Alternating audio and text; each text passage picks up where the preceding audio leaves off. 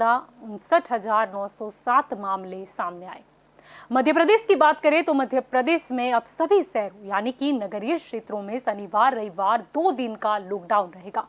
मुख्यमंत्री शिवराज सिंह चौहान ने बुधवार को 24 घंटे में रिकॉर्ड 4,324 कोरोना मरीज आने के बाद वहां की सरकार ने शनिवार रविवार को लॉकडाउन का ऐलान कर दिया। चौहान ने कहा कि यह लॉकडाउन शुक्रवार शाम 6 बजे से सोमवार सुबह 6 बजे तक यानी कि कुल 60 घंटे का होगा। तो राजधानी भोपाल में 2.5 लाख की आबादी वाले कोलार व शाहपुरा क्षेत्र में अगले 9 दिनों के लिए लॉकडाउन लगा दिया गया है। यहाँ 9 अप्रैल शुक्रवार शाम 6 बजे से अगले सोमवार यानी कि 19 अप्रैल की सुबह 6 बजे तक लगातार 9 दिन तक सब कुछ बंद रहेगा। वर्तमान में यहाँ 1800 एक्टिव केस है। 1 अप्रैल से 7 अप्रैल तक कोलार में 320 नए मामले सामने आए हैं।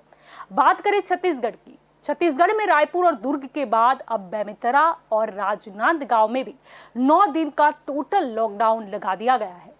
कोरोना से बिगड़ते हुए हालात को देखते हुए कलेक्टर ने 10 अप्रैल की शाम 6 बजे से लेकर 19 अप्रैल तक लॉकडाउन का निर्णय ले लिया।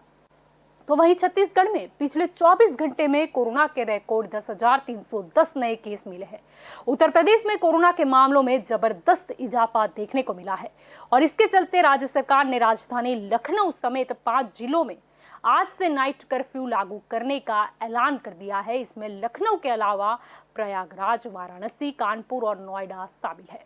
अब बात करते हैं राजस्थान की। राजस्थान में कोरोना की दूसरी लहर पीक पर पहुंच रही है। बुधवार को राज्य में इस साल के सर्वाधिक 2,801 नए केस मिले। संक्रमण केसों के साथ साथ मौत और एक्टिव केसों का ग्राफ भी तेजी से ऊपर जा रहा है। और बात करें गुजरात की, तो गुजरात में भी कोरोना के आंक काफी गंभीर है। तब प्रश्न यह है कि अब पूरे देश में, देश के कई सारे राज्यों में कोरोना को लेकर स्थिति गंभीर है, तो अब आगे क्या? अब ये कोरोना आ गया है तो उसे कंट्रोल में तो लाना ही होगा। तो बस यही हमारा आज का चर्चा का विषय है और हमारे साथ जुड़ चुके हैं पूर्व अधीक्षक सचिव अनिल जी पटेल, हमारे साथ जुड़े हैं। कांग्रेस से पारस जी जोशी हमारे साथ जुड़े हैं। वरिष्ठ पत्रकार किशोर अंजारिया जी हमारे साथ जुड़ चुके हैं और आपकी ओर से जगदीश जी पटेल हमारे साथ जुड़े हैं। आप सभी का स्वागत है के न्यूज में। अनिल जी, आपसे शुरुआत करते हैं। क्या कहना चाहोगे? अभी पहले ऐसा था कि हम जहां रहते हैं पहले वहीं देखते हैं, यानी कि गुजरात की बात करें तो गुजरात के आंक दिन प्रतिदिन काफी गंभीर होते जा रहे हैं और देखा जाए तो गुजरात ही नहीं लेकिन पूरे देश में कई राज्यों में कोरोना को लेकर स्थिति गंभीर है। अब आगे क्या?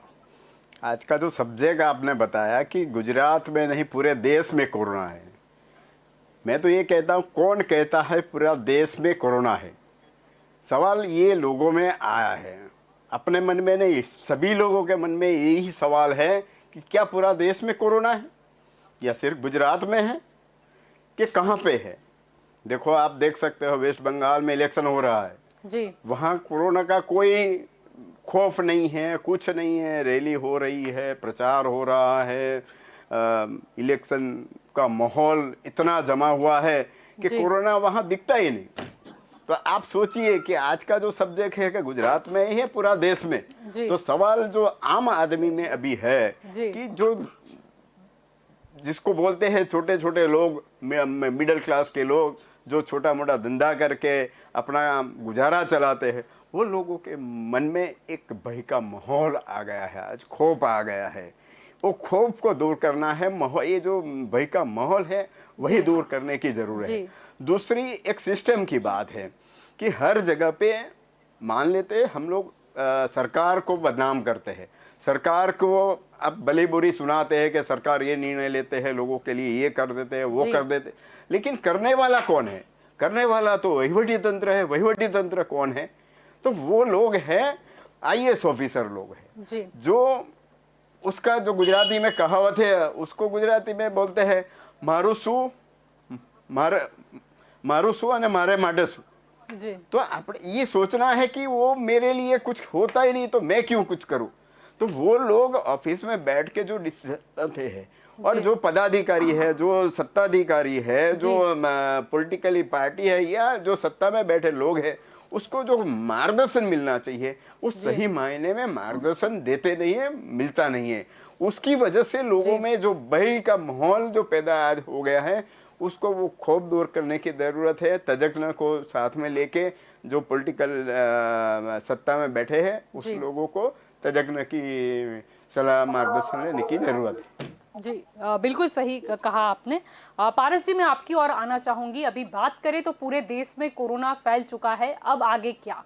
कई जगहों पर लॉकडाउन लगाया गया है, कई जगहों पर नाइट कर्फ्यू लगाया गया और कई जगह पे ये भी देखा गया कि स्वैच्छिक लॉकडाउन भी लोग लगा रहे हैं। अब आगे क्या? जी मैडम, मैं अनिल जी की बात से सहमत हूँ। जी उन्होंने जो कहा कि जहाँ पे इलेक्शन हो रहे हैं या फिर जहाँ पे देखो मैच हो रही है, अभी अपने गुजरात की बात करें तो गुजरात में जो नरेंद्र मोदी स्टेडियम के अंदर 70,000 80,000 लोगों को इकट्ठा किया गया जी इलेक्शन के टाइम पे, यहाँ पे जहाँ पे प्रदेश अध्यक्ष ने 5,000 10,000 लोगों की रैली की, जी या फिर अपने देखते पश्चिम बंगाल में वहां पे अभी इलेक्शन है तो वहां पे केस घट रहे। आप जी देख रहे हो कि गुजरात में इलेक्शन था तो वहां पे आप देख रहे थे कि सिर्फ वो लोग ये बता रहे थे कि अभी सिविल के अंदर हम लोग कोविड सेंटर बंद कर रहे हैं क्योंकि केस खत्म हो रहे हैं। जी तो ये बता रहा है कि केंद्र के जो स्टेप्स है, केंद्र कहीं ना कहीं फेल गई है ये प्रिडिक्ट करने में कोरोना के जो रोग को। मैं मानता हूं कि आप जो बोल रहे हैं कि रात का कर्फ्यू है, जी तो रात को ही कोरोना फैलता है और सुबह में 6 बजे कोरोना स्टॉप हो जाता है, ऐसा तो नहीं है। जी ये जैसा है कि वो जैसे माँ कहती है कि बेटे सो जाए वरना रात को गब्बर आएगा, जी तो वो सुबह में नहीं आएगा क्या? जी आप रात को 8 जी बजे से लेकर सुबह में चलो, 6 बजे यहाँ तक पर जब कर्फ्यू बात रखते हो रही है पूरे देश की, तो अगर दूसरे राज्यों की बात करें तो वहां पर भी ऐसा ही है कि नाइट कर्फ्यू लगाया गया है। हम चाहे दिल्ली की बात करें या फिर हमने पंजाब के भी कई जगहों का हम गिन ले तो। मेरी ये राय है कि नाइट कर्फ्यू इसका कोई हल नहीं है। वैसे भी पब्लिक जो है रात को कम निकलती है। रात को 8 बजे एक कॉमन मैन है, मिडिल क्लास आदमी है, वो रात को पूरा दिन जो जॉब करके आता है थका आ रहा, घर पे जाके खा के सो जाता है। वो रात को 8 बजे कहीं पे लटार मारने के लिए या महोत्सव के लिए निकलता नहीं है। तो 8 से 6 बजे तक आप नाइट कर्फ्यू लगाते हो, लेकिन सुबह 6 बजे के बाद जब वो आदमी काम पे आता है, वो काम पे चलता है, तो सुबह में भी कोरोना तो फैल ही सकता है।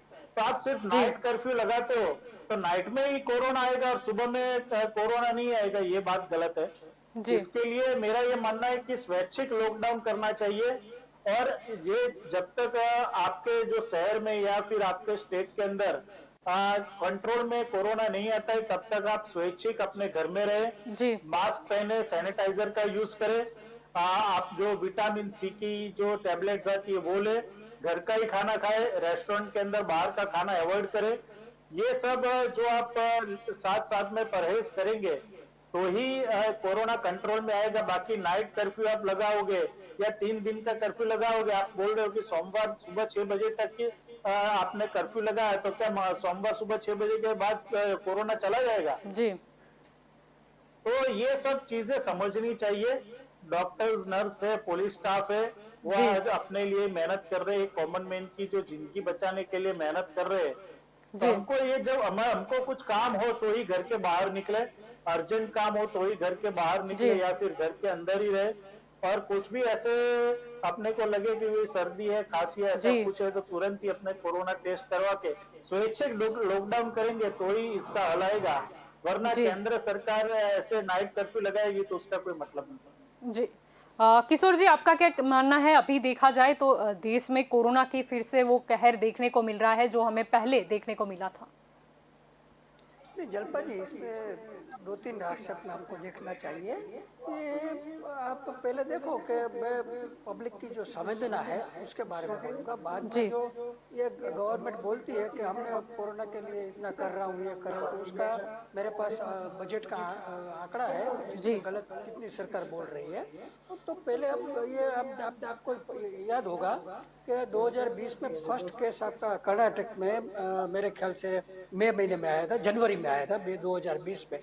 तो उसके बाद गवर्नमेंट ने इतना प्रयोग किया कि ये लॉकडाउन करो, वो कहीं हजारों लाखों मजदूरों बेघर हो गए, लोगों का बिजनेस खत्म हो गया। वो सब जी। इसलिए कहा था कि भाई आप ये कोरोना से बच जाओ, लेकिन ऐसा कुछ हुआ नहीं। WHO ने भी आपने देखा होगा 8 से 10 बार तक तो अपना स्टैंड बदला है कि भाई मास्क जी। पहनो तो ये होता है, नहीं पहनो तो ये होता है। आपको पता है कि जो जी। ये PCR RT-PCR की किट्स आती है जो जी। टेस्ट के लिए, तो अभी मुझे लास्ट यस्टरडे ही पता चला कि जो किट्स आई है ये सिविल हॉस्पिटल 16 में सब दी गई है, जी। वो 65% ही अप्रूवल है, उसमें 65% ही सच्चा ये आता है।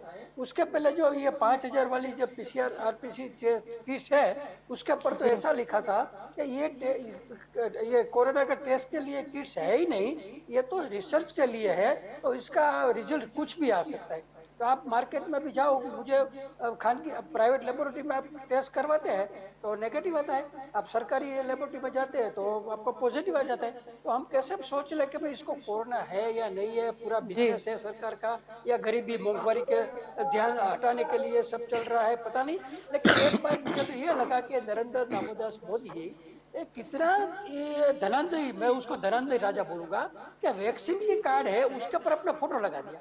अभी वैक्सीन के ऊपर भी आपका फोटो, आप इतना मानसिक विकृत हो गए कि अभी लाखों लोग मर रहे हैं, तो उसकी संवेदना आपको होनी चाहिए, उसके लिए आपका दो शब्द संवेदना होना चाहिए। उसके लिए आपके पास जो PM फंड है, वो फंड में से आप क्या कर रहे हैं, पब्लिक को एक्चुअली पब्लिक को आप क्या देते हैं। आज हॉस्पिटल जो सब है, वो हॉस्पिटल में मानो कि खानगी हॉस्पिटल में आप ऐसे बोलते हैं कि हमने तो 10,000 रुपये डिसाइड कर दिया, हमने जी। 15,000 रुपये रूम का ऐसा कम कर दिया। मैं बोलता हूँ 10-15 हजार रुपया मिडिल क्लास के लिए रोज का डेली का कैसे हो सकता है। आप जैसे ये चुटली में सब करोड़ों अब्जों रुपये खर्च करते जी। हैं, तो आप मानो कि अहमदाबाद गांधीनगर की हॉस्पिटल खानगी है, उसको बोल दो कि भाई हमको ये सब हॉस्पिटल हम जब्त कर लेती है एकेडमिक रूल्स के, और सरकार आपको मिनिमम पैसा दे देगी, बाकी सर सब पब्लिक को फ्री करवा दो। क्यों कि आपने 500 करोड़ 2-5 हजार करोड़ तो आपके PM फंड में ले लिए, तो पैसा है आपके पास, तो आप जी। क्यों नहीं करते। अभी मास्क बोलने के आप, ये मुझे तो आश्चर्य ये हो रहा है कि जज, ये सब हाईकोर्ट के जज सब ऐसे बोलते हैं कि मास्क का इतना दंड करो, इतना दंड करो।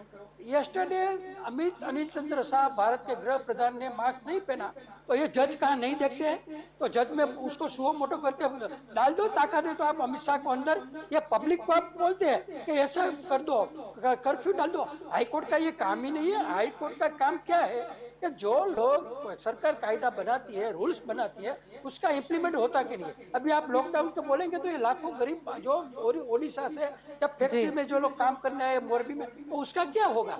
ये सब जी। पागलपन जैसी बातें कर रहे हैं। और सबसे ज्यादा तो ये पॉलिटिशियन, अभी ये इतना सब चल रहा है, तो गांधीनगर में म्यूनिसिपल कॉर्पोरेशन की इलेक्शन चल रही है, 10-10 जी। कॉर्पोरेटर को ये हो गया है कोरोना, तो इसको गंभीर ही नहीं। ये लोग आदमी मरे न मरे समझना जैसी बात ही नहीं है। जलपा जी पहले तो बात, जी। अच्छा दूसरी एक बात बता दूं कि आपको पता है कि UN मेहता हॉस्पिटल वो जी। भ्रष्टाचार की नंबर 1 हॉस्पिटल है।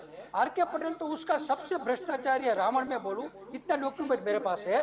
और दूसरी बात बोल दूं कि जो प्रदीप सिंह जाडेजा से लेकर भूपेंद्र सिंह चुड़ासमा, पंकज कुमार, ये सब लोग UN मेहता में गए। अब UN जी। मेहता से 300 मीटर दूर ये सिविल हॉस्पिटल है, तो पब्लिक के लिए सिविल हॉस्पिटल में अगर फैसिलिटी है तो आप क्यों वहां नहीं जाते। क्यों एयर कंडीशन में UN मेहता में जलसा कर रहे हैं, क्यों पब्लिक के साथ आप क्यों सिविल हॉस्पिटल में, क्यों सिविल हॉस्पिटल में पूरी के पूरी फैसिलिटी नहीं है। मैं अभी दूसरे मेरा नंबर आएगा तो मैं बोलूंगा कि जी। रेड सेवर इंजेक्शन की क्या पोजीशन है, क्या जी। पॉलिटिक्स है, उसमें सब मैं आपको बताऊंगा।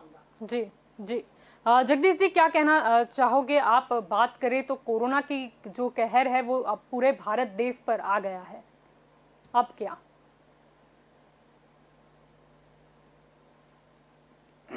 जी। जी। कोरोना का कहर चारों तरफ दिख रहा है, ये बात सही है। और कहना चाहूंगा कि अगर सरकार ने पहले से ही तंत्र ने जो जब ध्यान रखा होता तो इतनी बात आगे नहीं बढ़ती। और मैं कहना चाहता हूँ कि तंत्र ने जब एक बीआरटीएस और एएमटीएस बंद कर दी और जी छोटे आदमी को कहीं ना कहीं जाने के लिए उसका परिवहन का साधन था उसको बंद किया। तो जी जैसे ही ऐसे ये बंद हुआ तो उसका ऑप्शन लोगों ने ढूंढा। अभी रिक्शा में जाते हैं तो उसमें 8-8 10-10 लोग भर भर के जा रहे हैं, तो उसके कारण कोरोना और फैल रहा है। सरकार अपनी जिम्मेदारी से छटक रही है और वो एएमटीएस बीआरटीएस को बंद करके ये जरिए कि हमने कोरोना को रोक दिया है। कोरोना ऐसे नहीं रुक रहा है, ये रिक्शे में जो फैल रहा है वो 3 गुना और बढ़ रहा है। और दूसरी बात बताना चाहूंगा जलपा जी कि ये अहमदाबाद की शिफा हॉस्पिटल है ना, उसके अंदर ऑक्सीजन की कमी हो गई है। जी ऑक्सीजन अगर वहाँ कम हो जाएगा तो दर्दियों की हालत खराब हो रही है। तो मैं जी ताजा जानकारी के लिए बताना चाहूंगा कि वहाँ पे उन्होंने ऑक्सीजन के लिए मांग की है। तो मैं आपके माध्यम से सरकार को बताना चाहूंगा कि जी उनकी मांग तुरंत की तुरंत कंप्लीट कर जी देनी चाहिए, क्योंकि जी वहाँ और पे वहाँ कोई के भी हॉस्पिटल दर्दी के को तबीब ने भी एक वीडियो वायरल किया था सोशल मीडिया पर।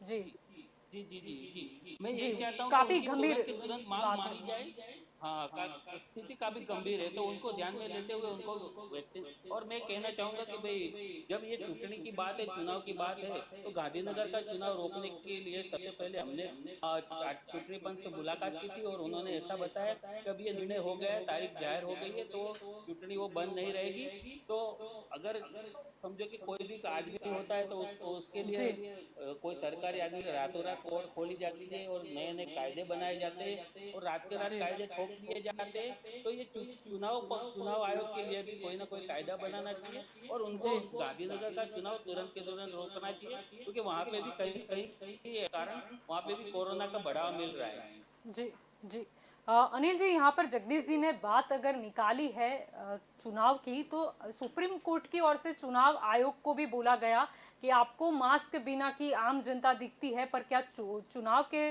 दौरान नेता नहीं दिखे थे? और सरकार को भी मुझे फिटकार तो ये लगाई। लगता है या सुप्रीम कोर्ट या हाई कोर्ट कोई सूचना दे या उसके बाद कुछ करे, जी तो जो वहीवटी तंत्र है उसकी क्या जरूरत है? जी पूरे सरकार में, सेंट्रल में देखो या स्टेट में देखो, जी कहीं पे देखो तो कितने आईएएस ऑफिसर काम कर रहे हैं। जी तो वहीवटी तंत्र क्या कर रहे हैं वो तो मुझे पता ही नहीं चलता, क्योंकि वहीवटी तंत्र जो डिसीजन लेते हैं उसके हिसाब से पॉलिटिकली या जो पदाधिकारी है वो अपना लोगों में जो निर्णय है वो देते जी हैं। तो जो निर्णय करने वाले हैं वो वहीवटी अधिकारी है, मतलब वहीवटी तंत्र है। तो मैं जी तो ये मानता हूं कि वहीवटी तंत्र संपूर्ण निष्फल है अभी, जी और उसकी वजह से जो पदाधिकारी है या सरकार है वो बदनाम हो रही है।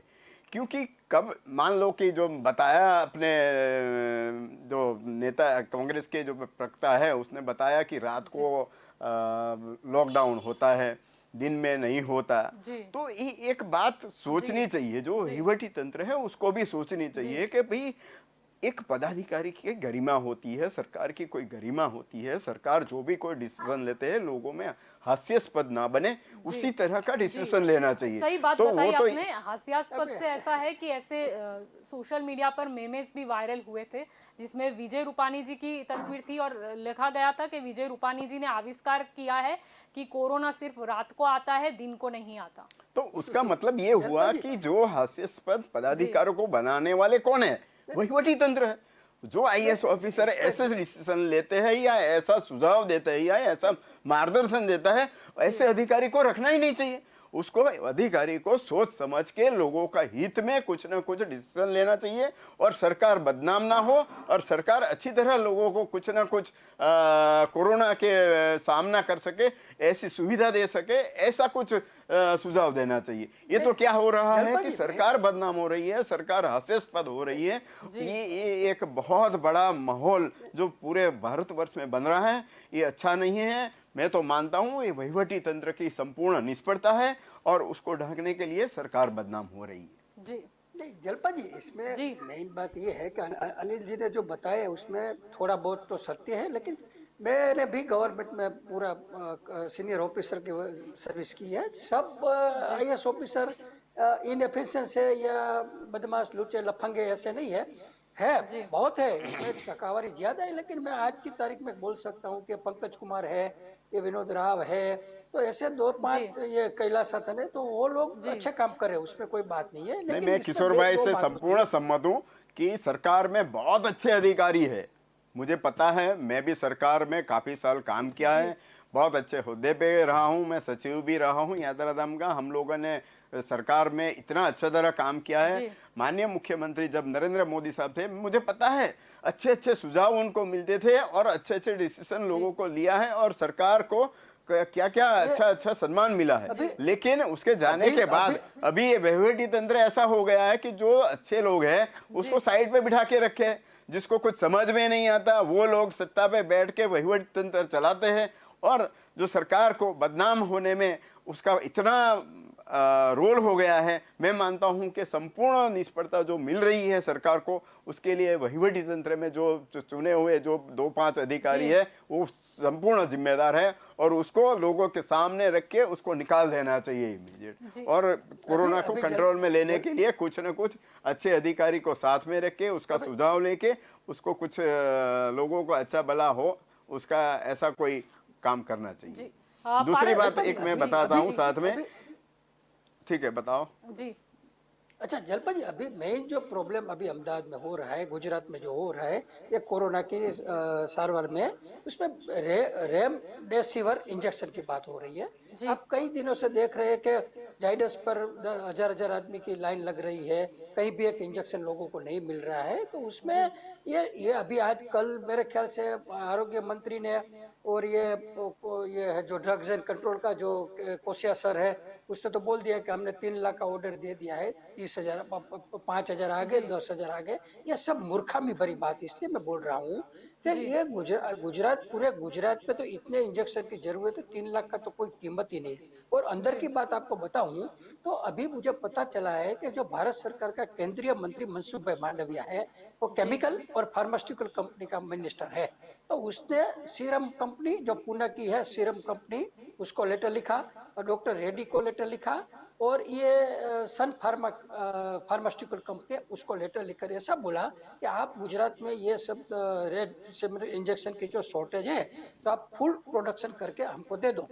तो फिर मुझे पता चला कि सीरम वाले जो पुणे का है, पुणे वाला, उसने तो लिख कर दे दिया कि आप पहले हमको 2200 करोड़ रुपया एडवांस दे दीजिए, क्योंकि हमने जो फॉरेन की कंपनी के साथ ये वैक्सीन देने का जो जी। कॉन्ट्रैक्ट किया था, वो कॉन्ट्रैक्ट हम नहीं दे पा रहे भारत सरकार की वजह से। तो फिर हम ये पूरा प्रोडक्शन बंद करके अगर हम ये इंजेक्शन बनाने लगे तो हमारा नुकसान हो जाएगा। तो पहले हमको 2200 करोड़ दे दो। उसी तरह सन फार्मा कंपनी का दिलीप संघवी है जो उसका सीईओ, उसने ओपनली कागज लिख दिया कि भाई हम ये पूरे का पूरा हमारा काम बनकर इसलिए नहीं दे सकते कि फिर जी। हमारा दूसरा जो प्रॉफिट होता है वो बंद हो जाएगा। तो आप हमको पहला 2500 करोड़ रुपए दे दीजिए। अभी ये जो ड्रग्स एंड कंट्रोल का जो कोशिया है, वो कोशिया तो पहले से, मुझे तो आश्चर्य ये लगता है जैसे आपने बोला ना अनिल जी ने कि गुजरात में ये क्यों जी। कोरोना में फेल हो रहा है, तो पहला उसका कारण तो ये है कि आप डायनेमिक यंग आदमी को आप ओहदे पर बिठाइए। अभी एक कोशिया जी। सर है, वो रिटायर्ड होगा, उसके पहले उसके ऊपर तो भ्रष्टाचार गैर रीति का कई बार न्यूज़पेपर में भ्रष्टाचार का आक्षेप लगा है और पैसा खाने का भी बहुत आक्षेप लगा है। वो पूरे पेपर में आया है, सब जानते हैं। फिर क्यों कि वो गवर्नमेंट को हाजिया करते हैं और उसको सब एडजस्ट कर देते हैं। तो उसको रिटायर हो गया, उसके बाद इतनी कंप्लेन होने के बाद भी उसको डायरेक्ट के पद पे बिठा दिया, वो भी सेंसिटिव पॉइंट पर जहाँ उसको खरीदी का सब होता है। तो वो मुझे तो उसको उसमें कोई संवेदनशीलता है ही नहीं। वो भी 6 महीने पहले इतना कोरोना चल रहा था, अपनी पत्नी को जो अवार्ड मिला था, वो अवार्ड का फोटो छपवाने के लिए पूरे स्टाफ को लगा दिया था ये कोशिया ने। तो ऐसे बदमाश आदमी जब ओहदे पर बैठे रहते हैं, तो आप क्या सरकार के पास विजय रूपाणी अच्छा है, उसकी विलिंगनेस है कि कोरोना में अच्छा जी। काम करो। मैं ये नहीं बोलता सब ऐसा चीफ मिनिस्टर है, जी। लेकिन ये ऐसे आदमी अच्छा जैसे लेकिन पहले भी मैंने फिर भी बोला। किशोर जी, देखा ऐसा क्यों जाता है कि जब भी विजय रूपाणी जी को कोई सवाल किया जाता है तो उनको कहीं ना कहीं नितिन पटेल जी के सहारे की जरूरत पड़ती है। उनके पास वो मतलब वो इसीलिए डेटा या नहीं होता या उनकी स्टडी नहीं होती। नहीं, उसमें जल्दबाजी दो बात है, उसको और नितिन पटेल का आप दो, दो अच्छे छोटे का आंकड़ा है, उसको अपने को जरा भी बनती नहीं है, वो ओपन सीक्रेट है। तो वो नितिन पटेल उसको कहीं, अभी जो जयंती रवि है वो नितिन पटेल को जवाब नहीं देती, वो पूरे का पूरा विजय रूपाणी को वफादार रहती है। तो वहां नितिन पटेल अकड़ाया हुआ है, वो पूरा पावर आप देखो तो लास्ट में तो जो भी परचेज का सम अमाउंट से ज्यादा होता है वो तो चीफ मिनिस्टर के पास जाता है। तो नितिन पटेल को ये प्रॉब्लम है, ये कोशिया तो अपने जी ग्रुप में ऐसा बोलते हैं कि भाई मुझे तो कोई निकाल नहीं सकता, क्योंकि नितिन पटेल के लड़के की कड़ी की बाजू में कोई ग्लूकोज की फैक्ट्री है, मैं उसका ध्यान रखता हूँ जी कि जी कोरोना को जाने दो। जी तो ये सब इंटरनल में वजह से नितिन पटेल और विजय रूपाणी का पॉलिसी लेवल का जो झगड़ा चलता जी है उसकी जी वजह, क्योंकि नितिन पटेल को नाना खातू चाहिए वो नहीं दिया था, उसको शहरी विकास जी डिपार्टमेंट चाहिए तो नहीं दिया था। वो सब बोलते हैं कि मैं डेप्यूटी चीफ मिनिस्टर हूँ, वो भी जीएडी का रूल्स के मुजब डेप्यूटी चीफ मिनिस्टर का कोई होदा ही नहीं है। आप, मैं उसको बोल दूं कि वैसे जब वाजपेयी जी थे और अडवाणी जी थे तो उसका मतलब क्या होता है कि गुजरात भर्ती जो भी फाइल है मिनिस्टर के पास आती है और जी उसके बाद चीफ मिनिस्टर के पास जाती है, वही डेप्यूटी चीफ मिनिस्टर बोलता है। तो नितिन भाई के पास तो आरएनबी और आरोग्य डिपार्टमेंट और नाना डिपार्टमेंट है, तो वो डेप्यूटी चीफ मिनिस्टर टेक्निकल है ही नहीं। कोई कोर्ट में जाए तो हार जाता है, डेप्यूटी चीफ मिनिस्टर का कोई डेजिनेशन ही लीगली नहीं हुआ। तो उसको जी उसका झगड़ा है, ये सब आंतरिक झगड़े की वजह से ठीक है। पूरे का वो तो पूरा ये एक समय पर ऐसा भी था जब नितिन पटेल का नाम सामने आ रहा था मुख्य प्रधान के तौर पर, लेकिन पता नहीं एंड मोमेंट पर क्या हुआ। नहीं, पारस जी, इसमें आप जी, उसमें क्या किशोर जी मैं आपकी और भी इस, आऊंगी। पारस जी, आप क्या कहना चाहोगे जब यहाँ पर बात हो रही है कोरोना के मुद्दे पर? अभी कोरोना का जो आंकड़ा है पूरे देश में गंभीर है। अब सरकार को क्या स्टेप लेना चाहिए ताकि ये फिर से हम जो कोरोना है उसको कंट्रोल में कर सकें? जी मैडम, पहले मैं बताऊं कि केंद्र सरकार जो है वो टोटली फेल है कोरोना को रोकने के लिए। जब हम वैश्विक गुरु बनने की बात करते हैं, लेकिन हमारे देश के अंदर ही जो कोरोना की महामारी को रोकने के लिए हम लोग कैपेबल नहीं है। दूसरा ये है कि जब कोरोना जब लास्ट ईयर शुरू में आया था तो केंद्र सरकार आगे आई थी और सब स्टेप ले रही थी, लेकिन उसके बाद उनको पता चला कि ये अभी रोकने में हमारी कैपेसिटी के बाहर है। तब उसके बाद उन्होंने सब डिसीजन राज्य सरकार के ऊपर छोड़ दिए कि राज्य सरकार अपने अपने स्टेट के जो डिसीजन है वो खुद लेगी। अभी राज्य सरकार को भी इतना अनुभव नहीं था, जैसे बीच में अनिल जी ने भी बोला, किशोर जी ने भी बोला कि जो मुख्य प्रधान जी जो भी है वो पूरे आईएएस अधिकारी जो वहीवटी तंत्र है उसके ऊपर डिपेंडेंट रहते, उसके ऊपर जी आधार रखते कि आगे क्या करना चाहिए। जी वो एक सही मार्गदर्शन नहीं मिला। दूसरा, ये कोरोना की महामारी में जो सत्ता पक्ष जी है वो टोटली भ्रष्टाचार उन्होंने किया हुआ है। फॉर एग्जाम्पल अमूल पार्लर के अंदर जो जो N95 मास्क थे, जो उसकी एमआरपी 49 रुपीज थी, जी तो उसकी एमआरपी 65-70 रुपीज में अमूल पार्लर पे मास्क मिलते थे, उसमें जी गवर्नमेंट ने कमाई की। फिर हमारे जो मुख्यमंत्री के फ्रेंड थे उनको वो अपने दमन वेंटिलेटर का कॉन्ट्रैक्ट दिया गया। जी जब उनके मित्र ने खुद कबूल किया कि ये सिर्फ एक हवा फेंकने वाली मशीन है, उससे ज्यादा कुछ जी नहीं है, जी ये वेंटिलेटर का काम नहीं करती है। जी आज भी इतने सारे केसेस आ रहे हैं कि आपको अगर ये वीएस हॉस्पिटल एसवीपी में अगर आपको कोरोना के दर्दी को ले जाए या फिर सिविल हॉस्पिटल में ले जाए तो वहां पे सब बेड पूरे भरे हुए, वहां पे दूसरे किसी दर्दी को अगर एडमिशन लेना है तो नहीं मिल सकता है।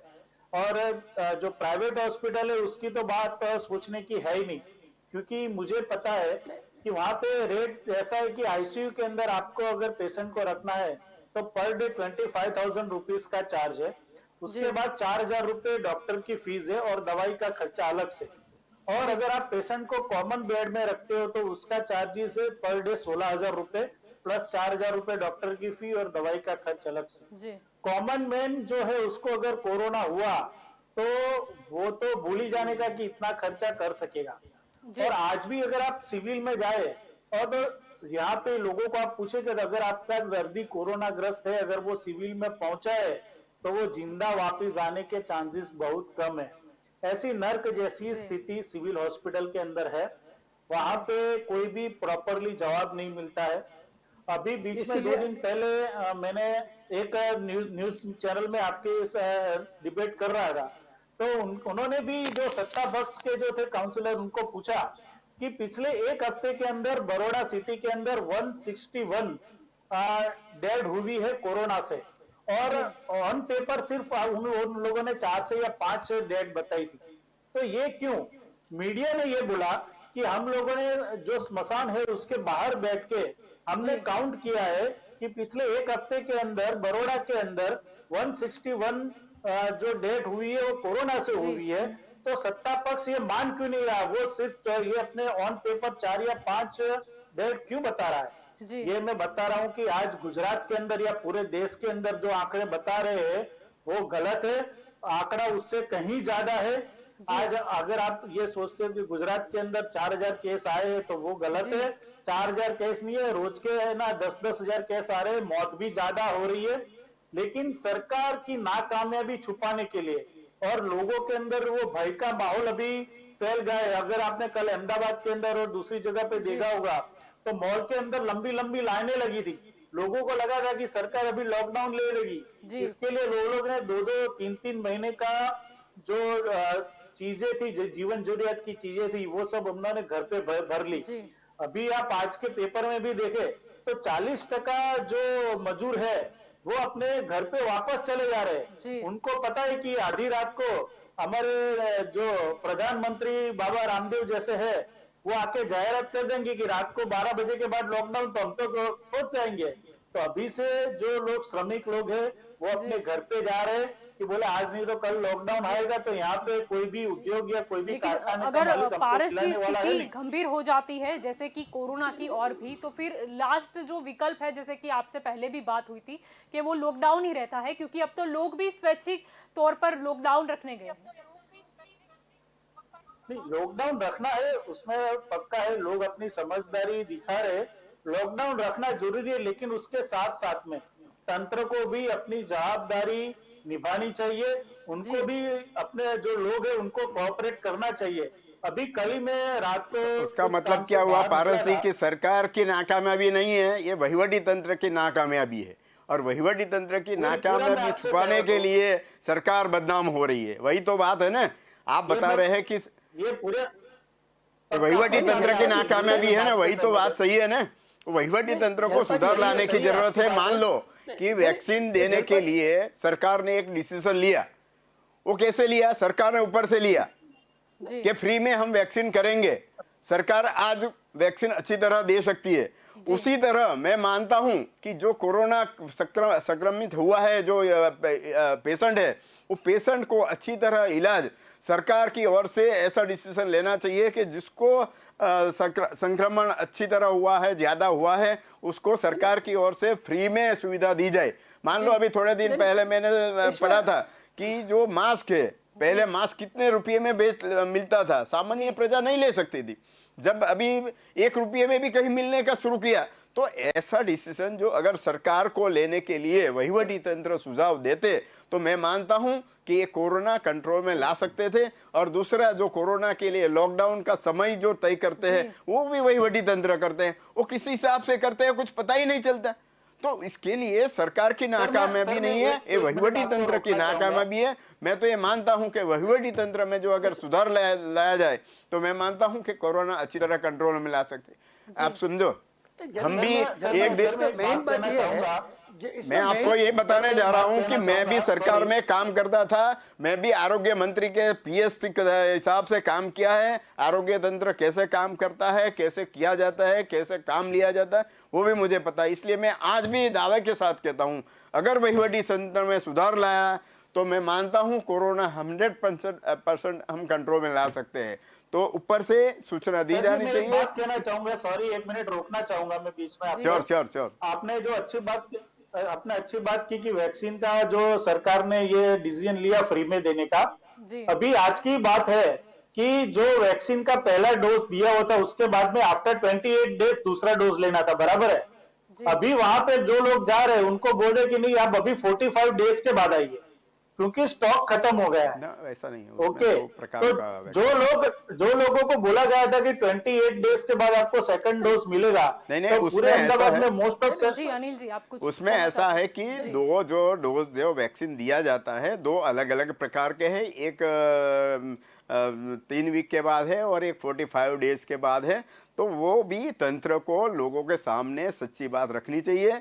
यही मैं बात आप लोग को बताने जा रहा हूं कि जो मीडिया में आ रहा है वो सरकार को बदनाम करने का एक सोची समझी साजिश मैं तो मानता हूं ये वहीवटी तंत्र की है। वहीवटी नहीं, तंत्र इसमें दो संपूर्ण बातें। निष्फल है। जलपा जी, वहीवटी यानी तंत्रों कहीं को ना इसमें कहीं दो बातें। इंफॉर्मेशन की सर अभाव वहीवटी इंफॉर्मेशन तंत्र के को अभाव के कारण अच्छा कौन ये करेगा? वहीवट जलपा जी इसमें जी। दो बात है। एक तो मैं जैसे पारस भाई ने एक बात बताई, जो मैं भी पहले बोल गया कि वो संवेदना होनी चाहिए पब्लिक की प्रति, कि उसको जो जी बीमारी आती है उसमें कैसे अच्छी सारवार दी जाए।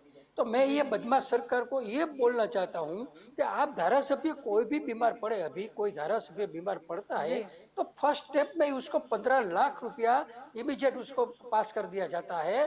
तो आप उसको 15 लाख फर्स्ट पेज में दे देते, बाद में मानो 50 लाख खर्च हुआ तो और दे देते हैं। तो मेरा कहना यह है कि आप पब्लिक के लिए जो इसको 15 लाख देते हैं, तो पब्लिक के लिए कम से कम माँ वात्सल्य कार्ड है, प्रधानमंत्री कार्ड है, और जी प्रधानमंत्री कार्ड का तो इसमें चलता ही नहीं है कोरोना में। और माँ वात्सल्य कार्ड में मैंने बहुत बार प्रेस कॉन्फ्रेंस में बोला मिनिस्टर को, तो बात वो मानते ही नहीं है। तो पहले आप इतना माँ अमृत कार्ड और प्रधानमंत्री कार्ड में 10 लाख तक का या 15 लाख तक का इंक्लूड कर दीजिए, तो लोगों जी को तकलीफ न पड़े। आप धारासभ्य को जितना पैसा 5 बरस के लिए आते हैं उसको आते हैं तो उसको देते हैं। तो बाद में ये होता है कि 15 से 50 लाख का खर्च होता है, उसको देते हैं। अभी देखो एक भी मिनिस्टर, जैसे आपने बोला सिविल जी हॉस्पिटल में इतनी गंभीर परिस्थिति है, तो नितिन भाई से लेकर सब मंत्री बॉम्बे या बीच कैंडी में या प्राइवेट हॉस्पिटल में क्यों जाते हैं? अभी यूएन मेहता हॉस्पिटल कोई कोरोना की हॉस्पिटल नहीं है, तो प्रदीप सिंह वहां चला गया, वहां से 300 मीटर दूर सिविल हॉस्पिटल है, क्यों दाखिल नहीं होते? क्योंकि वहां फैसिलिटी नहीं है। और यूएन मेहता में तो आर के पटेल उसका काम ही है कि आईएएस ऑफिसर मिनिस्टर के उसकी फैसिलिटी कर दे, बाद में वो जितना चाहे उसका भ्रष्टाचार की तो रावण कथा 50 हफ्ता चल सकती है ये आर के पटेल की। तो मैं इतना बोल सकता हूं कि 50 जी हफ्ता चल सकती है, तो वो बंद नहीं कर दे। मैंने कोशिया के भी बोला। तो मेरा जी कहने का मतलब ये है कि सरकार की विलिंग, अच्छा आपने प्रधानमंत्री फंड में अभी 5,000 करोड़ रुपया है, तो आप जी ये पूरी की पूरी प्राइवेट हॉस्पिटल सरकार के अंडर ले लो और पब्लिक को फैसिलिटी दे दो, कोई बात नहीं है। और जी दूसरी बात कि जी भाई किशोर जी, मैं तो आप मुझे तो जो ये बोल रहे हो इस हिसाब से तो अगर गुजरात विधानसभा में जो आंक दिखाया गया था कि कोरोना की गाइडलाइन फॉलो न करने की वजह से जैसे मास्क नहीं पहना तो जनता से 1 अरब से ज्यादा का जो दंड है हाँ वो वसूला गया था, अगर वो भी रिलीज कर दे तो शायद जनता को काफी राहत हो जाएगी। तो जी भी राहत मिल जाती। पक्का लेकिन ये पक्का। भ्रष्टाचारी आईएएस और मिनिस्टर की, अभी आपको पता नहीं है कि जो ये खरीदी होती है कोरोना में, उसमें जी 1500 रुपए की वस्तु 6-6 हजार में खरीदी है। ये जयंती रवि का हस्बैंड प्योर बिजनेसमैन है, उसके ऊपर कई भ्रष्टाचार का आक्षेप लगे, उसको नहीं निकाला। ये सरकार का यही तो प्रॉब्लम है कि सरकार कोई भ्रष्टाचारी अधिकारी को हटाना नहीं चाहती और अच्छे आदमी को आने नहीं देती, क्योंकि उसको उसमें भी मजबूरी है कि आज चुटनी में, कॉर्पोरेशन की चुटनी में भी 50 लाख खर्चना होता है, तो कहाँ से ये सब पैसा? जी पक्ष पलटे के लिए 25 करोड़ आते हैं तो कहाँ से आएगा? तो ये पूरा विष चक्र है, वो तो बंद होने वाला ही नहीं है। सवाल जी इधर है कि आप कम से कम धारासभ्य को 15 लाख देते हैं, तो आप माँ वात्सल्य कार्ड की 15 लाख बना दो, कोरोना के सब पब्लिक को ये प्रॉब्लम नहीं होगा। जी जी और दूसरा जग बात जी मैं आऊंगा, जी आपका पहले आप वाले को बोलो, जी मैं दूसरा जी ये जी कॉन्सेप्ट है कि जब आप आरोग्य की बात करते हैं तो आपका जो वार्षिक बजट होता है, वो बजट में आप कैसे उसकी प्रोविजन करते हैं, उसके ऊपर आपको पता चल जाता है कि आरोग्य डिपार्टमेंट में सरकार की मंशा क्या है। वो मैं अब जी आपको बाद में जी बताऊंगा। जी जी जगदीश जी, आपका क्या कहना है कि ये जैसे कि लॉकडाउन की बात करें तो लॉकडाउन अगर आएगा तो हम सोचे कि रोज जो कमाते हैं रोज खाते हैं उनको काफी दिक्कतें होगी, लेकिन अगर आगे चल के ऐसी परिस्थिति आती है कि कोरोना के आंक और गंभीर हो जाते हैं, क्योंकि स्वास्थ्य मंत्रालय ने भी परसों बताया था कि आने वाले 30 दिन समग्र भारत के लिए कोरोना के चलते काफी डेंजरस है, तो अगर लॉकडाउन की सिचुएशन फिर से आ जाती है या फिर आंशिक लॉकडाउन की, तो कहीं ना कहीं तंत्र को वो सारी तैयारियां करके रखनी होगी, जैसे कि फूड पैकेट्स है या रहने की व्यवस्था है। जी जगदीश जी। एक भी फूड पैकेट जी सरकार ने जलपा जी, कभी नहीं दिया। लॉकडाउन सब के लिए एनजीओ तो देखो सब जनता एनजीओ ने तैयार दिया है, है क्योंकि पहले जलपा जी, भी पूरा एनजीओ ने दिया है। जी जगदीश सरकार ने कभी फूड पैकेट मैं दिया ही कहना नहीं है। आदरणीय हाँ, हाँ, किशोर अंजारिया जी, हाँ। आप बहुत आदरणीय हो, मेरे आप इंस्पायर करते हो नहीं मुझे नहीं बोलने के लिए, बहुत ही मैं आपको नहीं, आप बोलिए। सम्मान करता हूँ। नहीं नहीं, बोलिए बोलिए नहीं सर। नहीं, मैं आपका पहले से फैन हूँ। हाँ नहीं किशोर नहीं, जी, थैंक यू मैं ये सर। आपका जी जाहिर मंच से जी मानता हूँ। जगदीश जी कंटिन्यू। अ, अ, देखिए जलपा जी, ये कोरोना का जब शुरुआत हुई थी तो अपने को एक दिन का लॉकडाउन बोल के उसके बाद 7 महीने तक अपने को घर के अंदर रखा, फिर भी पब्लिक ने चू चा नहीं की, पब्लिक सब चीज मानी। मोदी साहब ने कहा कि थाली बजाओ ताली बजाओ, लोगों ने गरबा भी कर लिया, फिर भी पब्लिक चुपचाप रही और सब मानी सरकार की बात। मगर जी सरकार ने क्या काम शुरू कर दिया कि जब वो लोग अपना सब कुछ छोड़ के गरबा चालू कर दिया, वो लोग कहीं ना कहीं रैलियां करने लगे, टोला लेके निकलने लगे, कहीं जन्मदिन मनाने लगे, कहीं उनके पार्टी का जो अध्यक्ष बनाया गया उनके साथ में गरबा चालू कर दिया। तो ये जी सब पब्लिक ने देखा तो ऐसा वहीवटी तंत्र क्यों नहीं रोक पा रही है, ऐसा सोच के पब्लिक ने भी अपना बाहर घूमने चालू कर दिया।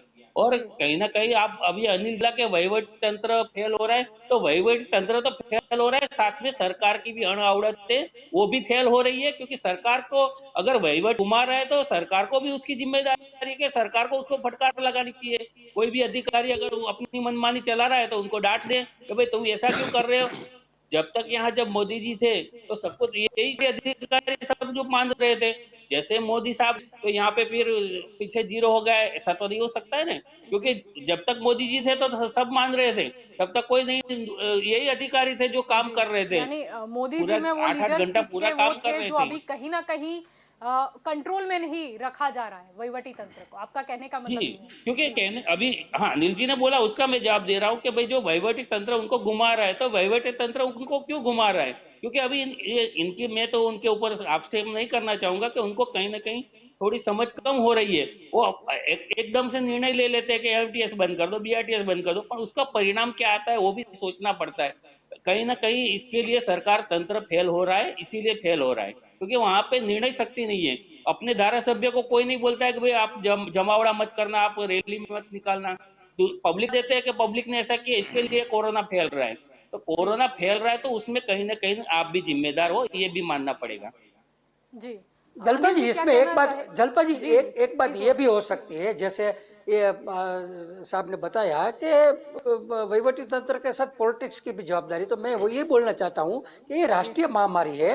अगर आप राष्ट्रीय महामारी में पॉलिटिक्स निकाल दो तो सब पार्टी के एक एक दो दो प्रतिनिधि लेकर एक कमेटी बना दो, और वो कमेटी डे टू डे पूरे का पूरा डिसीजन जी ले। मुख्यमंत्री है, आप वाले है, कांग्रेस वाले है, भाजपा वाले, उसकी एक 10-15 की कमेटी बना दो जी और उसकी राय से सब चलाओ, तो ये सबका आपको जी लाभ मिलेगा। सही जो बात दूसरी कही बात, किशोर जी जलपा जी आपने, मैं एक क्योंकि बात यहाँ बोलना पर चाहूंगा। राज्य का सवाल नहीं है, पूरे जलपा देश जी, का सवाल है। और हर राज्य में तब देखा जाए तो कहीं पे कांग्रेस की सरकार है, कहीं पर भाजपा है, कहीं पर अन्य कोई पार्टी है। यानी कि सभी नेता अगर एकजुट इस महामारी के चलते भी हो जाए हाँ, तो शायद देश की जनता का भला हो जाएगा। उसकी कमिटी बना दो, एक कमिटी बना दो, एडवाइजरी जलपा जी मैं कमेटी, एक उसमें बात वो। बताना चाहूंगा। जी जी एक्सक्यूज मी जलपा जी, एक बात जी बताऊं जी जो जाऊंगा। आज जी से 10 महीने पहले कांग्रेस के हमारे जो अध्यक्ष थे अमित चावड़ा जी ने विजय रूपाणी जी को एक आवेदन पत्र दिया था और उनको बोला गया था कि अगर आपको कोरोना महामारी के अंदर कांग्रेस की कुछ भी आपको हेल्प चाहिए, हमारे जी पूरे जो कांग्रेस के कार्यकर्ता है पूरे राज्य के अंदर, जी उसको हम पॉलिटिक्स भूला के आपके साथ में खभे से खभा मिला के काम करना चाहते। जी कुछ भी आपको काम हो तो हम कांग्रेस आप भाजपा के साथ खड़ी हुई है, पॉलिटिक्स भूल के। ये विजय रूपाणी जी को 10 महीने पहले आवेदन पत्र दिया गया जी था। उसके बाद में फिर से 2 बार आवेदन पत्र दिया गया, लेकिन उनकी तरफ से कुछ भी जवाब हमको नहीं दिया गया। उसके बाद में कांग्रेस ने खुद ने अपनी तरह से ये कोरोना महामारी के सामने लड़ने के लिए तैयारी शुरू की, फूड पैकेट्स बनाए, या फिर दूसरे जो हॉस्पिटल में जरूरियात वाले जो दर्दी थे उनको हेल्प की, या प्लाज्मा थेरेपी, अगर जो कोई दर्दी ठीक हुआ है तो उसको जी हमने कन्विंस किया प्लाज्मा थेरेपी दूसरे को डोनेट करने के लिए, ये काम हम जी किया। और ये गवर्नमेंट को मन में ऐसा घमंड आ गया था कि हम लोग ये कोरोना महामारी से अकेले लड़ लेंगे, हम विपक्ष की सहायता क्यों ले? हमारे पास इतनी बड़ी सरकार की फौज है, पुलिस हमारे पास है, नर्स है, डॉक्टर्स हमारे पास जी है, तो हम लोग विपक्ष जी की मदद आप क्यों ले? जी उन्होंने पारस जी उन्होंने आप जो बात उन्होंने कर रहे हमारा हो ये वो गुजरात की कर ये रहे हो ये लेकिन इसलिए बात नहीं नहीं करें जलपा जी मैं अगर नहीं सेंट्रल ये लेवल की तो ये जैसे कि नहीं प्रधानमंत्री है वो नहीं मतलब नहीं सभी ज, राज्यों के ज, मुख्यमंत्रियों नहीं के साथ आ, बातचीत करते हैं पहले भी नहीं की नहीं है और जल आज भी नहीं थी नहीं ये जलपा जी इसमें मेन जी बात ये है मैं ये प्रकाश जी को बोलूं कि जैसे युद्ध होता है तब सब ओपोजिशन पार्टी को लीडर को बोला के हर 15 महीना दिन में कैसे युद्ध करना है कैसा नहीं करना उसकी कमेटी बना देते हैं वो सब पक्षीय तो ये भी राष्ट्रीय महामारी आप बोलते हैं तो उसमें बनाने में क्या हर्ज है मुझे तो ये लगता है। जी अच्छा जलपा जी जी एक नहीं, दूसरी अभी बात ये तो बोलूं कि उसमें जब क्या है, जी सत्ता पक्ष जो सरकार है, सरकार को कोई विरोध पक्ष से कोई लेना देना लगता ही नहीं है। कोरोना में जो भी तकलीफ होती है वो और वहीवटी तंत्र से होती है। सरकार में दूसरी कोई जलपा जी विरोध बात पक्ष ये उसका विरोध नहीं करते, कोई विरोध पक्ष कि भाई अच्छा आप ऐसा मत करो, ये मत करो, ये मत अच्छा करो। कोरोना में जो कुछ हो जब रहा है वो वहीवटी तंत्र की निष्फल नहीं की वजह नहीं से हो रहा है। अगर ये विरोध पक्ष तो उसको साथ दे रहा है, और कोई पक्ष पक्षापक्षी का सवाल ही नहीं होता ये कोरोना में, महामारी में। एक ये युद्ध ऐसा एक ही है, एक बड़ा युद्ध एक ही है, और युद्ध में कोई पक्ष नहीं होता, और पक्ष अपना देश का होता है, देश का लोग है, सब एक देश के सब नेता है, देश के चुने हुए लोग हैं, उसमें कोई पार्टी रहती नहीं, और चुनने के बाद सभी लोगों के प्रतिनिधि बन गए हैं और सरकार के प्रतिनिधि बने हैं। तो सरकार साथ मिलकर वो काम करना है, तो उसमें सभी विश्व वहीवटी तंत्र को हमको अच्छी तरह संभालना चाहिए। देखो मैं एक एग्जांपल दे के बताऊं जी कि जब इलेक्शन लड़ते हैं तब मान लो कि भारतीय जनता पार्टी है तो उसकी कैडर नीचे तक की है, गांव तक की है या मोहल्ले तक की है। उसी तरह मैं मानता हूं कि ये कोरोना महामारी में सभी को साथ में लेके, अगर एनजीओ को मान लो कि कोई राज्य है, गुजरात राज्य है, तो गुजरात राज्य में जितनी एनजीओ है, हमने देखा है भूकंप के समय कितना अच्छा काम किया, सभी एनजीओ को साथ में लेके नहीं नहीं किया अभी है। एनजीओ और का भूकंप लिया है में से हम हम लोग तो अनिल बाहर भाई निकले, और नहीं नहीं नरेंद्र नहीं मोदी अनिल जी भाई ने वो अनिल भाई अच्छा काम, अनिल भाई तो मैं वही अनिल बात भाई करने जा रहा नहीं हूँ। नहीं नहीं अनिल भाई एनजीओ का साथ लिया है वो फूड पैकेट लेने के लिए और कुछ नहीं वो तो नहीं पूरे नहीं के नहीं, पूरे मैं सिर्फ कोरोना फूड में पैकेट की बात नहीं कर रहा हूँ, मैं नहीं तो वही बात कर रहा कोरोना हूँ का कि जो एनजीओ का पूरा प्रोसीजर है कोरोना अच्छा वो करने के लिए, तो उसमें जिम्मेदारी जो जो एनजीओ है उसको देनी चाहिए। एनजीओ को साथ में लेके ये करना चाहिए कि भाई आपके विस्तार में कितने संक्रमित है, उसको वो तो सब कैसे इलाज जानते किया हैं जाए, उसको उसका उसको कितनी सुविधा है, कहाँ जी नहीं है, जी तो उसके नहीं लिए क्या आपको करना पता चाहिए, यानी अरे जी किसको आपका साथ में कहने का लेना मतलब चाहिए। है कहीं ना उसमें कहीं भी अनिल भाई पॉलिटिक्स आप आता है। का नहीं नहीं अभाव हो गया है जलपा जी यस जिसमें एग्जैक्टली लोगों का एग्जैक्टली ये नहीं जलपा जी कम्युनिकेशन जलपा गैप जी जबरदस्त नहीं है। नहीं मान लो ये नहीं नहीं कोरोना का जलपा जो जी महामारी चल रही है ये उसका कम्युनिकेशन नहीं गैप नहीं इतना बड़ा है नहीं कि नहीं गांव में क्या जलपा हो जी रहा है और शहर में क्या नहीं हो नहीं रहा है, नहीं कौन सी ये हॉस्पिटल में आप क्या हो रहा है, वो किसी के पास फिगर ही नहीं है। नहीं जो फिगर ये देते बात हैं कौन देखिए देते हैं, नहीं अपने नहीं जो ऑफिसर है वो नहीं ऑफिसर नहीं बैठ के क्या करते हैं, एसी नहीं चैम्बर में नहीं बैठ नहीं के वो आप फिगर देते ये हैं। उसके ये वजह अनिल भाई से की लोगों नहीं में जो भय ये है अनिल वो भय दूर नहीं करने नहीं के लिए अनिल भाई एनजीओ को साथ में रखने की जरूरत है, नहीं नहीं नहीं धार्मिक नहीं संस्थाओं अनिल को भाई साथ में रखने की अनिल भाई जरूरत मैं है, आपको और बताऊं सभी को साथ में लेके अनिल मैं भाई मानता हूं कि ये नहीं महामारी नहीं को अनिल हम भाई अच्छी मैं तरह आपको संभाल बताऊं सकेंगे। नहीं अनिल भाई मैं आपको बताऊं कि आप किस भ्रम में रहते हैं। मोदी आने के बाद 90,000 एनजीओ को रद्द कर दिया है। आप किस भ्रम में है कि आप एनजीओ के मोदी आने के बाद तो 1 लाख एनजीओ की संस्था को बंद कर दिया है। वो बात छोड़ो, अभी जलपा जी एक बात ये है कि जब कोई भी सरकार जब उसको बजट होता है तो उसमें पता चलता है कि आरोग्य में कितना रस है, आरोग्य में कितनी जरूरत होती है, या आरोग्य में कितना ध्यान देना चाहिए, इंजीनियरिंग में कितना ध्यान दें। तो आप अभी अभी बजट पास हुआ जो गुजरात सरकार में, तो मैं उसको बोलूं उसमें उसको आरोग्य का कोरोना होने के बाद भी कोई उसने गंभीरता से लिया नहीं है। उसका इतना वो गवर्नमेंट ऑफ गुजरात का बजट का जो आंकड़ा है वो दिखाता है। मैं आपको बोलूंगा कि भाई राष्ट्रीय आयोग नीति है, जो राष्ट्रीय नीति जी आयोग नीति है उसने डिसाइड किया है कि 2.5% उसका जीडीपी का होना चाहिए ये जी आरोग्य में, क्योंकि वो जानते हैं कि भैया ये कोरोना का है और पूरे पूरे गांव तक ये पब्लिक हेल्थ सेंटर बनाने हैं। तो पूरे गवर्नमेंट ऑफ इंडिया की राष्ट्रीय आयोग नीति ने बताया कि 2.5% रकम आपको यूज करनी चाहिए बजट की वापस। तो सरकार ने किया गुजरात सरकार 0.62। इसका मतलब ये है कि गुजरात सरकार को आरोग्य में कोई रस नहीं है। दूसरा, आरोग्य बजट क्या 5.08 तक का खर्च करने की बात है ये राष्ट्रीय आयोग में।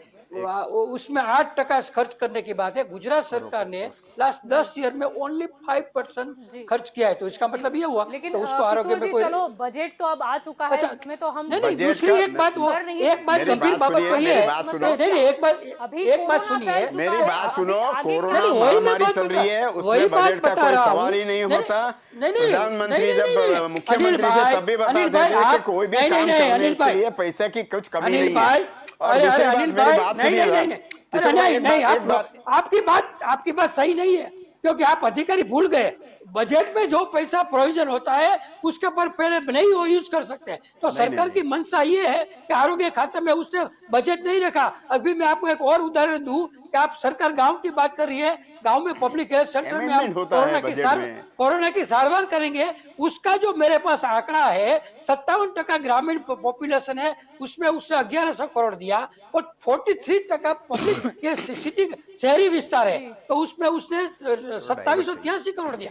तो गांव में उसने पब्लिक सेंटर को बढ़ाने का मनी हटा लिया। 15,000 नर्स की घट है, 15,000 डॉक्टर जी। के पगार नहीं दे सकते, इसीलिए वो आरोग्य में पूरे का पूरा बजट घटाकर सरकार ने ये साबित कर दिया कि कोरोना का खर्च सिर्फ 50 करोड़ दिखाया है। अभी जी। बाद में खरीदी अगले साल में बजट में गड़बड़ करेंगे, लेकिन इसका मतलब ये है कि सरकार आरोग्य डिपार्टमेंट को पब्लिक की जो बीमारी है उसको बचाने के लिए जो पैसा देना चाहिए वो नहीं देती, और ये 8,000 करोड़ का जी। प्लेन जी। खर्चने के लिए देती है, जी। गुजरात में प्लेन खरीदने के लिए देती है। मेरा जी। कहने का मतलब ये है जी। कि बिन जी। उत्पादक खर्च, अनिल जी, आप जिसको आप बिन काफी देर विकास से कुछ कहना चाह रहे थे। देखो, सरकार की मंशा जो भी हो, बजट में जो भी हो, लेकिन मैं एक आपको बात बताने जा रहा हूं कि ये कोरोना महामारी के लिए पैसा की कमी कहीं भी नहीं रहती, क्योंकि अगर एनजीओ को साथ में जोड़ ले। और दूसरी बात मैं ये बताऊं, जो धार्मिक संस्थाएं हैं, मैं यात्रा धाम में 10 साल सचिव रहा हूं, मुझे पता है कि सभी मंदिरों में कितना रुपया आता है। अभी अगर ये रुपये पटेल का ने इस्तेमाल, 400 मंदिर मेरी बात तोड़ सुनिए, दिए। मेरी बात आप पूरी कहीं- खत्म नहीं, कर दीजिए, आप भाजपा मैं के मेरी आपको बात मंदिर खत्म को- करने जी, दीजिए, जी। मेरी बात खत्म करने दीजिए, बाद में आप जो भी बोलना बताइए। कि जो आवक आती है मंदिरों में, उसका इस्तेमाल ये सही काम में करना चाहिए। आज मान लो कि अंबाजी में जब मैं था, मुझे पता है 200 बेड की हॉस्पिटल बनी है, अगर उसको अच्छी तरह जो इस्तेमाल की जाती तो मैं मान लेता हूँ कोरोना में कितनी काम आती। कितनी एनजीओ है कि जो साथ में मिलके कुछ काम करने के लिए तैयार है। ऐसा नहीं है कि सभी एनजीओ बोगस है, सभी एनजीओ नहीं, आप समझते नहीं है, बोगस की बात मैं नहीं कर रहा।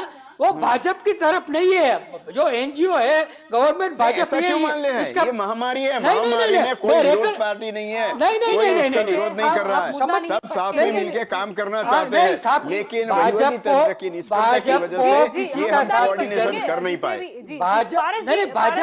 जी किशोर जी, मैं आपकी ओर भी आऊंगी, हम मुद्दा नहीं भटकेंगे। पारस जी, आपका क्या कहना है? चलो, देश में कोरोना तो फैल ही चुका है, लेकिन अब आगे क्या? अगर सभी राज्यों का और सभी पार्टी जैसे कि एकजुट हो जाए तो कहीं ना कहीं हम अच्छे तरीके से इसको कंट्रोल में ला सकते हैं, क्योंकि सबके ही साथ की जरूरत है।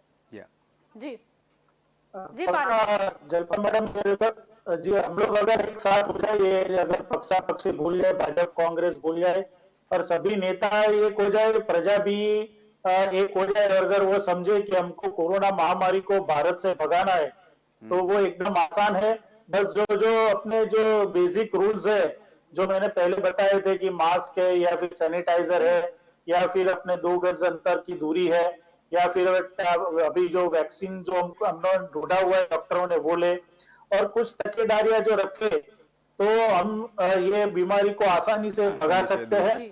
और हम एक अभी ये सब भूल जाना है कि भाजपा ने क्या किया, कांग्रेस ने क्या किया, या फिर इतना बजट आया, इतना नहीं आया, एनजीओ ने ये किया, ये नहीं किया, ये सब भूल के अगर हमको कोरोना को भगाना है, अगर अपने यूं ही लड़ते रहे, जो पिछले अगर हम 1 घंटे से जो बात कर रहे हैं, अगर यूं ही लड़ते रहे, तो ये कोरोना महामारी का डिस्कशन अभी हम 1 साल बाद और फिर से करेंगे, इसका कोई हल नहीं आएगा। इसमें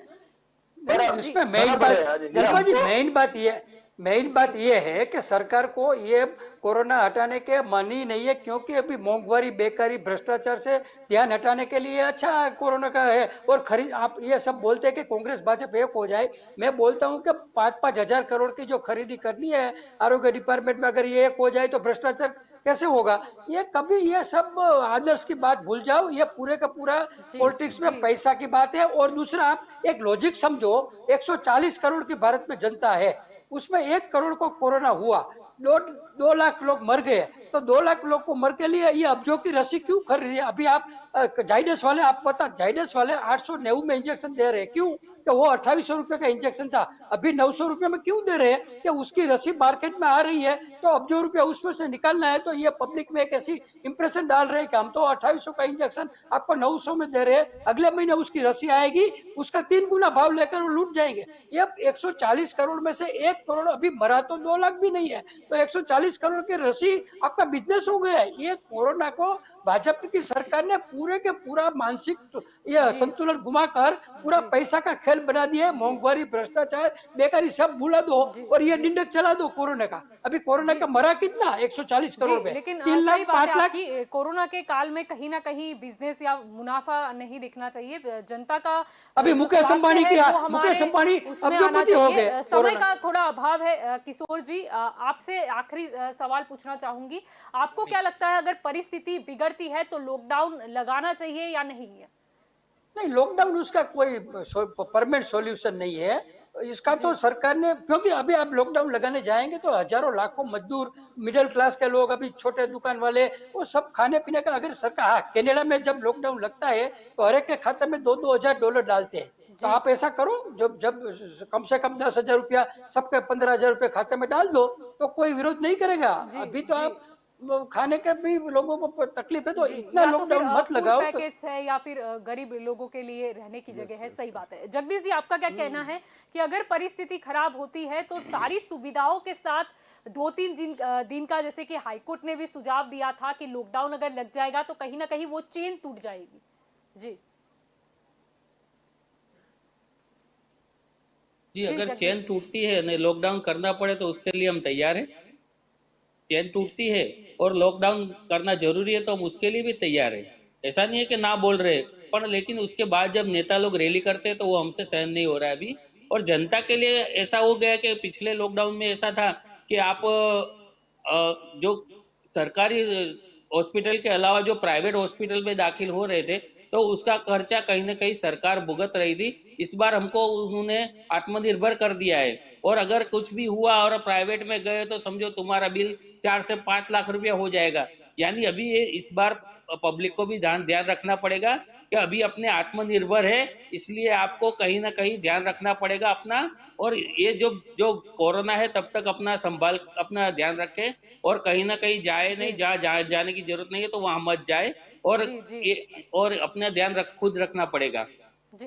पारस जी, आपका क्या जलपल, कहना है कि नाइट कर्फ्यू चलो अभी लगाया गया है, लेकिन हाईकोर्ट ने भी सुझाव दिया था कि अगर 2-3 दिन का या 3-4 दिन का अगर लॉकडाउन लगा दे तो कहीं ना कहीं ये चेन को तोड़ा जा सकता है। जी। पारस जी, लगता है किसी टेक्निकल खामी की वजह से जलपा जी, जलपा सुन जी, एक नहीं बात पा और रहे बोल हैं। दूं। आप जलपा जी, जी आप बार बार बोल रही है कि हाई कोर्ट का यह डायरेक्शन है, ये है, तो मैं ये सुझाव है बोलना उनका। चाहता हूँ। जी हाँ, उसका सुझाव है, मैं वही बोलना चाहता हूँ कि 5 बरस पहले हेलमेट का जब कायदा हुआ था, तब हाई जी कोर्ट ने बार बार बोला था, तब ये गुजरात सरकार क्यों हेलमेट का अमल नहीं कर रही थी? जब हाई कोर्ट का, जब उसको अपने आप में जवाबदारी नहीं लेनी है गुजरात सरकार को, जी तब हाई कोर्ट का बहाना जी काटती है। जब जी, यानी हेलमेट आपको का तो कहने पांच का बरस मतलब है कि हाईकोर्ट समय समय पर सुझाव देती है, लेकिन कहीं ना कहीं सरकार तय करती है कि क्या मतलब हाँ, सुझाव लेना हाईकोर्ट है का या काम क्या क्या है? नहीं लेना। हाईकोर्ट का काम मतलब क्या जी है जी जी। अनिल जी, समय मत, का थोड़ा अभाव है। मैं आपसे आखिरी सवाल यही पूछना चाहूंगी कि आगे परिस्थिति को किस तरह से हम कंट्रोल कर सकते हैं, क्योंकि कोरोना फैल चुका है और अब राजनीति करने का, या कि ये पार्टी की खामी रह गई या ये इसने काम नहीं किया, उसका कोई अर्थ नहीं रहता, क्योंकि सेंटर हमारा यही है कि हम कोरोना को कैसे कंट्रोल में करें और देखो जनता को कैसे बचाएं। देखो लॉकडाउन सिर्फ सॉल्यूशन नहीं है। लॉकडाउन एक लोगों में भय पैदा करती है, मानसिक तनाव में आ जाता है। उससे बेटर है, मैं तो ये मानता हूँ कि सरकार की जो वहीवटी तंत्र है उसकी इच्छा शक्ति उसकी नीति नीयत बहुत अच्छी होनी चाहिए, लोगों को साथ में रख के मैंने बताया उसी तरह एनजीओ है, अच्छे से हॉस्पिटल वाले हैं, काफ़ी जो यूनियन है उसको साथ में लेके मैं मानता हूं कि ये जो महामारी है बहुत अच्छी तरह हम निपट सके, लेकिन नीति और नीयत एकदम साफ होनी चाहिए, तब भी ये महामारी में से हम लोग बाहर निकल पाएंगे। जी, आप सभी इस चर्चा में हमारे साथ जुड़े, इसलिए आपका शुक्रिया। तो आज का हमारा मुद्दा था कि देश में कोरोना तो फैल चुका है, अब क्या। समय ये राजनीति की करने का नहीं है, समय ये देखने का नहीं है कि इस राज्य में कौन सी सरकार है, इसमें किसकी सरकार है या सेंट्रल में किसकी सरकार है, सबको एकजुट होना होगा। हमारे के लिए गर्व की बात ये भी है कि वैक्सीन जो शोधी गई है वो भारत में, वो हमें वैक्सीनेशन जो अभी चल रहा है उसको सपोर्ट करना है, और उसके अलावा हमें ये ध्यान रखना है कि हम किसी भी डॉक्टर की एडवाइस ले कि वैक्सीन हमें कितने समय के अंतर पर लेनी है, वैक्सीन लेने से पहले हमें क्या ध्यान रखना है, वैक्सीन लेने के बाद हमें क्या ध्यान रखना है। और वैक्सीन लगा लिया है आपने तो आपको ये सोचने की जरूरत नहीं है कि कोरोना से आप बच गए, आपको फिर भी कोरोना की जो गाइडलाइन है वो तो फॉलो करनी है। ठीक है, सरकार कुछ नियम लेती है, समय के मुताबिक कुछ कड़े भी होते हैं, लेकिन कहीं ना कहीं कोरोना अगर कंट्रोल में आ जाएगा तो वो सारे जनता के हित में ही है। तो जनता को मैं ये के न्यूज़ के माध्यम से अपील करना चाहती हूँ कि आप कोरोना की जो गाइडलाइन है उसका पालन कीजिए, जो भी नियम बने हैं उसको भी आप फॉलो कीजिए, मास्क पहने, 2 गज की दूरी का पालन करें और हाथ को अपने सैनिटाइज करें, जिससे आपके हाथ पे अगर कोई जर्म्स है तो वो दूसरों तक ना फैले। आप अगर थोड़ा सा ध्यान रखोगे तो ठीक है, हम कोरोना को 2 बार भी पहले कंट्रोल में ला चुके हैं और इस बार भी लाना है। बस ध्यान सिर्फ सरकार और तंत्र को ये रखना है कि कोरोना की अब चौथी लहर हमको देखने को नहीं मिले। ठीक है, सरकार अपनी ओर से काम कर ही रही है। केंद्र सरकार की बात करें तो उन्होंने भी अच्छा काम किया ही है, लेकिन कहीं ना कहीं कुछ कमी रह जाती है, तब वो प्रश्न उठता ही है। लेकिन फिर भी हमारा मुद्दा यही है कि हम कोरोना को कैसे कंट्रोल करें और जनता को भी साथ और सहकार देना ही होगा। तो दंगल देश का में अभी बस इतना ही। ज़्यादा जानकारी के लिए आप जुड़े रहे के न्यूज़ के साथ। नमस्कार।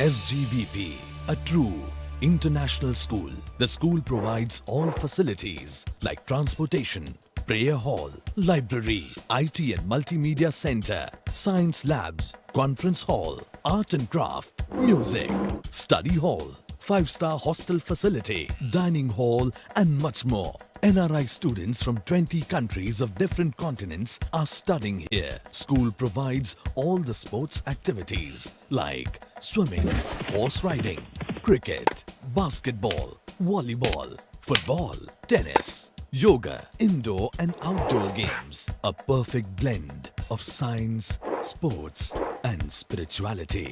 Fusion of East and West. Affiliated boards. CISE New Delhi. Accreditation with CETA, SAC. Standards available from KG till 12th. Admissions open now. સશક્ત મહિલા અને તંદુરસ્ત તથા સુપોષિત બાળ બન્યા પ્રગતિશીલ ગુજરાતના વિકાસની પહેચાન. કારણ કે રાજ્યના સંવેદનશીલ મુખ્યમંત્રી શ્રી વિજયભાઈ રૂપાણી તથા નાયબ મુખ્યમંત્રી શ્રી નીતિનભાઈ પટેલે મહિલા અને બાળ વિકાસને પણ એટલું જ મહત્વ આપ્યું છે. 53,000થી વધુ આંગણવાડીઓ દ્વારા બાળકો, સગર્ભા બહેનો અને ધાત્રી માતાઓને દરરોજ મળે છે પોષક આહાર અને સાથે સ્વાસ્થ્યલક્ષી શિક્ષણ. 15 થી 18 વર્ષની કિશોરીઓને પણ પૂર્ણા યોજના અંતર્ગત પોષક આહાર અને નિસહાય વિધવા બહેનોને હવે મળી એક અનેરી હૂંફ. બાળકો, સગર્ભા બહેનો અને ધાત્રી માતાઓને દરરોજ ફ્લેવર્ડ દૂધ. એટલું જ નહીં, આંગણવાડીમાં શિશુઓને ગુણવત્તાયુક્ત સર્વાંગી શિક્ષણ મળે તે માટે પાપા પગલી યોજનાની શરૂઆત. નિર્ણાયક નેતૃત્વમાં ગુજરાત હવે ગતિ કરી રહ્યું છે ઉત્તમથી સર્વોત્તમ તરફ. SGVP, a true international school. The school provides all facilities like transportation, prayer hall, library, IT and multimedia center, science labs, conference hall, art and craft, music, study hall, 5-star hostel facility, dining hall and much more. NRI students from 20 countries of different continents are studying here. School provides all the sports activities like swimming, horse riding, cricket, basketball, volleyball, football, tennis, yoga, indoor and outdoor games. A perfect blend of science, sports and spirituality. Fusion of East and West. Affiliated boards. CISE New Delhi. Accreditation with CETA, SAC. Standards available from KG till 12th. Admissions open now.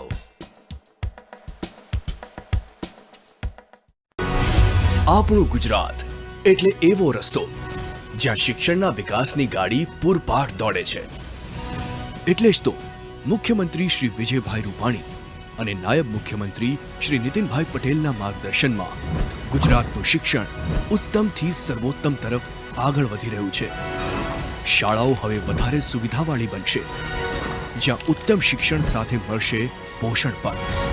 હવે right to education એક્ટથી કોઈ બાળક વંચિત નહીં રહે. ST બસમાં મુસાફરી માટે મળશે કન્સેશન. માધ્યમિક ઉચ્ચતર માધ્યમિક શાળાના તમામ વિદ્યાર્થીઓને મળશે નિઃશુલ્ક પાઠ્યપુસ્તકો. કોલેજના વિદ્યાર્થીઓ ટેબ્લેટથી કનેક્ટ થશે દુનિયા સાથે. અને હા, સ્ટુડન્ટ